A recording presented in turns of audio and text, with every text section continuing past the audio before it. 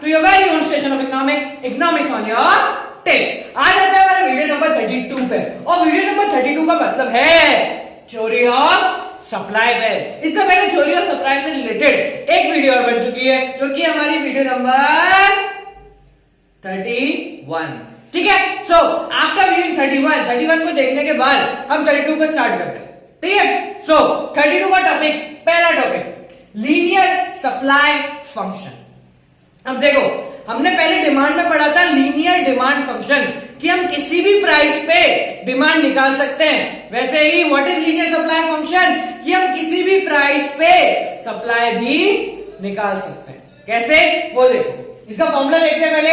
ये रहा formula, QS equals to A plus BPX। ठीक है, अब ये फॉर्मूला है क्या वो समझो, बहुत सिंपल सा फॉर्मूला है। देखो, यह QS का मतलब क्या है, क्वांटिटी सप्लाई, कितनी सप्लाई होगी। PX का मतलब प्राइस, कितना प्राइस है। A का मतलब supply of good when price equals to 0, यानी कि जब प्राइस 0 होगा तो कितनी सप्लाई होगी।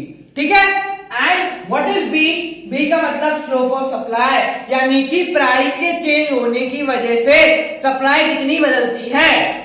ठीक है, और ये जो पीछे प्लस साइन है इसका मतलब here the positive sign represent the positive relation between price and quantity supplied। इस प्लस साइन का मतलब क्यों है, ये प्लस साइन यहां पे क्यों है, इसका मतलब कि प्राइस और सप्लाई के बीच में कैसा रिलेशन है, पॉजिटिव। जैसे जैसे प्राइस बढ़ेगा सप्लाई भी क्या होती जाएगी, बढ़ती जाएगी। ठीक है, इसको एक एग्जांपल लेके तब अच्छे समझ में आएगा। देखो, when price equal to 100, हमें निकालना है कि अगर प्राइस 100 है तो सप्लाई कितनी होगी। गिवन क्या है कि जब प्राइस 0 होता है, जब प्राइस 0 होता है तो एक प्रोड्यूसर मार्केट में 10 यूनिट्स निकालेगा, इससे ज्यादा नहीं निकालेगा। So when price equals to 0 producer supply 10 units. और क्या गिवन है हमको, स्लोप, यानी प्राइस के बदलने की वजह से सप्लाई दुगनी तरीके से बढ़ता है कि प्राइस अगर 1 रुपए बढ़ा, 10% बढ़ा तो सप्लाई 20% बढ़ जाएगी। ठीक है, तो देखो हमें निकालना है 100 प्राइस पे कितनी सप्लाई होगी। गिवन क्या है कि स्लोप 2 है और प्राइस जब 0 होता है तो क्वांटिटी सप्लाई 10 होती है। तो व्हाट इज सप्लाई, A यानी कि 10, 0 पे कितनी है 10, प्लस 2 इंटू प्राइस 100, यानी कि 10 प्लस 200 यानी कि 210। इसका मतलब when price equals to 100 then quantity supply equals to 210। Simple है, कोई दिमाग नहीं लगाना, सिंपल सी चीज है। What is quantity supply, A plus B of PX। Demand में क्या था, हमारा डिमांड का फॉर्मूला क्या था, quantity demand equals to A minus B of PX। वहां माइनस था, यहां पे प्लस है, क्यों, वहां पे डिमांड और प्राइस का नेगेटिव रिलेशन था और यहां पे सप्लाई और प्राइस का पॉजिटिव रिलेशन है। ठीक है, ये हो गया हमारा लीनियर डिमांड फंक्शन। बहुत छोटा सा टॉपिक है और हाल ही में ऐड हुआ है। ठीक है, ये पहले नहीं था, अभी अभी ऐड हुआ। So this is the topic of linear supply function. Topic पे जो कि क्या है, change in supply and change in quantity supply. दोनों एक जैसे लगते हैं पर एक जैसे है नहीं। जैसे डिमांड में था change in demand and change in quantity demand, वैसे ही change in supply and change in quantity supply. So what is change in supply, पहले इसकी बात करेंगे फिर इसको देखेंगे। What is change in supply, कि प्राइस को छोड़ के बाकी चीजों में चेंज आ गया जिसकी वजह से सप्लाई चेंज हो गई, ये कहलाता है हमारा चेंज इन सप्लाई। तो चेंज इन सप्लाई का मतलब प्राइस को छोड़ के किसी और चीज में चेंज आने की वजह से सप्लाई में चेंज आ गया, इसको कहते हैं चेंज इन सप्लाई। ठीक है, नाउ दो आते हैं इसमें, इंक्रीज या डिक्रीज। चेंज हो रहा है तो या तो पॉजिटिव चेंज होगा या नेगेटिव होगा। सप्लाई या तो बढ़ेगी या कम होगी। अब देखो, पहले बात करते हैं increase in supply. Increase in supply का मतलब प्राइस कांस्टेंट है, अदर थिंग्स बढ़ गई जिसकी वजह से सप्लाई भी बढ़ गई। इसका मतलब कि प्राइस में कोई चेंज नहीं आया, प्राइस में कोई भी चेंज नहीं आया, जो पहले 10 का था अभी भी 10 का है, बट अदर थिंग्स यानी कि फॉर एग्जाम्पल टेक्नोलॉजी बढ़ गई, पॉपुलेशन बढ़ गई, रिलेटेड गुड्स का प्राइस बढ़ गया, कुछ भी हो गया जिसकी वजह से हमें सप्लाई बढ़ानी पड़ी, तो वो कहलाता है इंक्रीज इन सप्लाई। ठीक है, देखो डायग्राम देखें, ये हमारा सप्लाई कर्व, ये क्वांटिटी, ये प्राइस। सप्लाई कर्व कैसा बनता है? पॉजिटिवली रिलेटेड, प्राइस बढ़ता जाएगा तो सप्लाई भी बढ़ती जाएगी। अब देखो अदर थिंग्स की वजह से सप्लाई में चेंज आ रहा है, प्राइस की वजह से नहीं आ रहा। इसका एग्जांपल लो, घरवाली और बाहर वाली, कि बाहर वाली ज्यादा प्यार करती है इसलिए घरवाली के प्यार में चेंज आ गया। सो इस ग्राफ में, ये किसका ग्राफ है? घरवाली का, तो बाहर वाली कहीं भी शो नहीं होगी। हम कहीं नहीं दिखाएंगे कि प्राइस चेंज हो रहा है, हम बस क्या दिखाएंगे कि सप्लाई बढ़ गई। क्यों बढ़ी इसका रीजन नहीं दिखाएंगे। सो सप्लाई क्या हो रही है? बढ़ रही है, प्राइस उतना का उतना ही है, घरवाली वही की वही है, बट अदर थिंग्स की वजह से सप्लाई में चेंज आ गया, सो इंक्रीज हो गई। तो देखो ये नया सप्लाई कर्व, राइटवर्ड शिफ्ट। मैंने पहले ही बताया है कि सप्लाई में या डिमांड में या इकोनॉमिक के किसी भी ग्राफ में जब भी ग्राफ राइट में आता है यानी वो बढ़ रहा है। सो कांस्टेंट प्राइस पे सप्लाई बढ़ गई, इसका मतलब ये क्या है? Increase in supply. हमने यहां पे उसी सप्लाई वाले डायग्राम में क्यों नहीं दिखाया? एक नया सप्लाई कर्व क्यों बनाया? क्योंकि प्राइस की वजह से चेंज नहीं आ रहा, किसी और चीज की वजह से चेंज आ रहा है। घरवाली के प्यार में चेंज आया क्योंकि बाहर वाली ज्यादा प्यार करती थी, तो घरवाली के ग्राफ में कहीं नहीं दिखाएंगे बाहर वाली, वरना जूते पड़ेंगे। सो इस ग्राफ में, पुराने सप्लाई के ग्राफ में प्राइस का चेंज नहीं है, इसलिए हमने नहीं दिखाया। ठीक है, किसी और वजह से सप्लाई बढ़ी है इसलिए एक नया सप्लाई कर्व बन गया। कहां पे बना? राइट में, क्योंकि क्या हो रहा है? Increase in supply. Next second, decrease in supply, इसका उल्टा, प्यार कम हो गया। ठीक है, सेम वही रीजन, ये सप्लाई कर्व बना हमारा। अब क्या होगा? प्राइस सेम है, घरवाली अभी भी वही है, पर बाहर वाली ने जूते मारने चालू कर दिए। ठीक है, सो क्या होगा? सप्लाई क्या हो गई?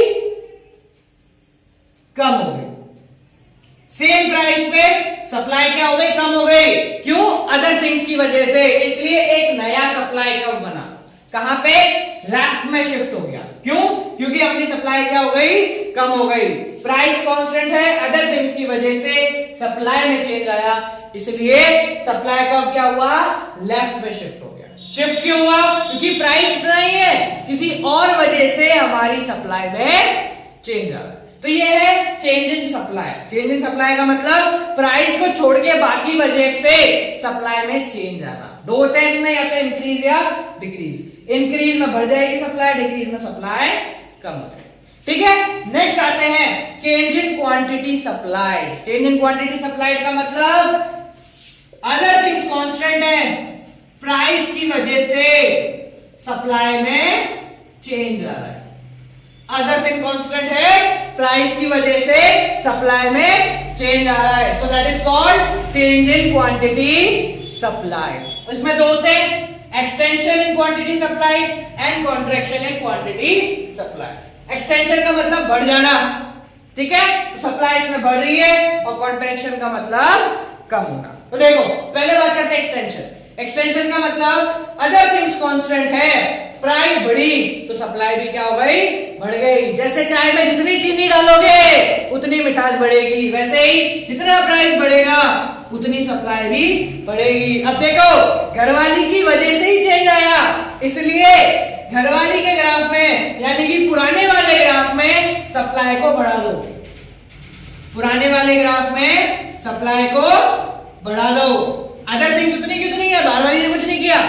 ठीक है, सो सेम चीज में क्यों बढ़ा? क्योंकि प्राइस की वजह से ही सप्लाई में चेंज आया। या प्राइस और सप्लाई है तो प्राइस बढ़ी इसलिए सप्लाई भी बढ़ गई। सेम ग्राफ के ऊपर आया, क्यों? क्योंकि प्राइस के बढ़ने की वजह से ही सप्लाई में चेंज आया। ठीक है, समझ गए एक्सटेंशन। Now contraction. कॉन्ट्रैक्शन का मतलब सेम वही, अदर थिंग्स अभी भी कांस्टेंट है, प्राइस कम हो गया। प्राइस क्या हो गया? कम हो गया, इसलिए हमारी सप्लाई भी कम हो गई। ठीक है, घरवाली ने प्यार करना कम कर दिया तो उस पर ध्यान देना भी कम कर दिया। इसी ग्राफ में दिखाएंगे, प्राइस कम तो सप्लाई भी, क्योंकि सिर्फ प्राइस की वजह से ही सप्लाई में चेंज आया है, अदर फैक्टर्स कोई मैटर नहीं करते, इसलिए सेम सप्लाई कर्व।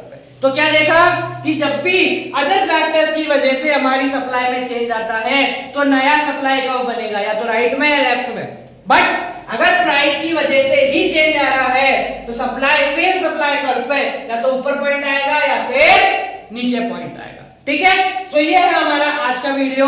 इसमें हमने क्या देखा, लीनियर सप्लाई फंक्शन क्या था, change in supply and change in quantity supply. Change in supply में दो चीजें, इंक्रीज एंड डिक्रीज, और चेंज इन क्वांटिटी में एक्सटेंशन एंड कॉन्ट्रैक्शन। ये हो गया हमारे आज का वीडियो खत्म। इस वीडियो में कोई भी प्रॉब्लम हो तो नीचे कमेंट बॉक्स खाली है, उसको भरते जाओ।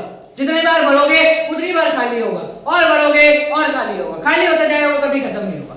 और मोस्ट इंपॉर्टेंट चीज देखो, ये सबको पता है क्या है, जिनको नहीं है जो मैंने लिखी है, और जिन लोगों को ये वीडियो पसंद आई हो, जिन लोगों को इन वीडियो से समझ में आया हो, और जो लोग समझते हैं कि मेरे थ्रू उनको इकोनॉमिक्स समझ में आ रही है, तो इस बुक को जरूर खरीदें। ये बुक मैंने लिखी है, कोई कॉपीराइट नहीं है, ये पूरी की पूरी बुक मैंने लिखी है। इसमें पूरी माइक्रो इकोनॉमिक्स है, सैंपल पेपर है, बोर्ड के एग्जामिनेशन पेपर है।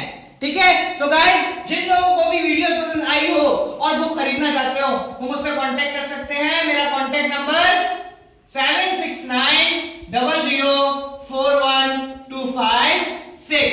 ये मेरा कांटेक्ट नंबर है, इस पे आओ, with the name of economics on tips, WhatsApp के थ्रू या कॉल के थ्रू मुझसे कांटेक्ट करो और इस बुक के बारे में जानो, और जिसको भी खरीदनी हो वो खरीद सकता है। और मोस्ट इंपॉर्टेंट चीज गाइस, जिन लोगों ने ये बुक खरीदी है वो लोग प्लीज नीचे कमेंट बॉक्स में अपने reviews they regarding this book. ये बुक कैसी लगी, अच्छी लगी, बुरी लगी, नहीं लगी, कैसी लगी, उस बुक के रिगार्डिंग कमेंट गाइस नीचे कमेंट बॉक्स में दो, ताकि मुझे पता लगे, ताकि व्यूअर्स को पता लगे कि उस बुक में क्या है और कैसा है। So guys, keep on watching economics on tips. Like करो, शेयर करो, कमेंट करो, जो करना है करो, मुझे क्या लेना देना। Bye bye.